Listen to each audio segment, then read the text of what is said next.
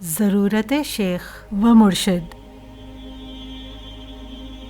اسلام کی دعوت و تبلیغ اور رشد و ہدایت کے لیے اذن الہی بہت ضروری ہے۔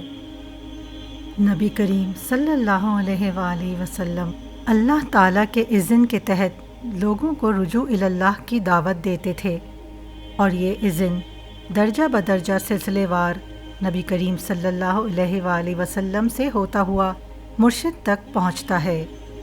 یہی ارشاد و بیعت کا اذن ہے۔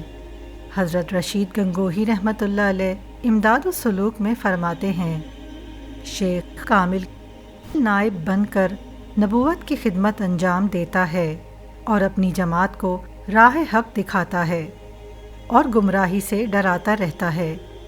شیخ وہ ہونا چاہیے جو طریق پر چل رہا ہو اور راستوں کے خطروں اور اندیشوں سے آگاہ ہو، تاکہ ان مریدوں کو اس کے نفع و نقصان سے مطلع کرتا رہے کہ طریقت کی کسوٹی قرآن و سنت اور اجماع امت ہے، سو ایسے شخص کی بیعت کے نفع کا تو کیا پوچھنا، اس کی صحبت بھی نعمت ہے۔ اور مرشد وہی ہو سکتا ہے جس نے اپنے مرشد کی وساطت سے سلسلہ وار حضور صلی اللہ علیہ وآلہ وسلم اور اللہ تعالیٰ سے ارشاد اور بیعت کا اذن حاصل کیا ہو۔ یہی نسبت ہے جس کو طریقت میں بہت اہمیت حاصل ہے۔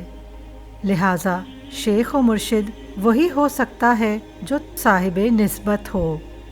حضرت باہو رحمۃ اللہ علیہ فرماتے ہیں، اور وہ مرد مرشد کامل کی ذات ہے جو طالب کی منزل کو اس طرح کھول دیتا ہے جیسے چابی تالے کو کھول دیتی ہے۔ وہ طالب کے تن مردہ دل کو زندہ کر دیتا ہے۔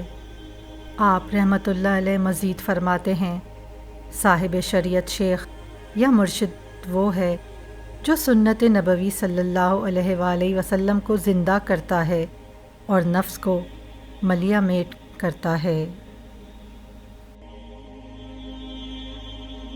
اگر آپ روحانیت میں دلچسپی رکھتے ہیں تو میرا چینل ضرور وزٹ کریں اور سبسکرائب بھی کر لیں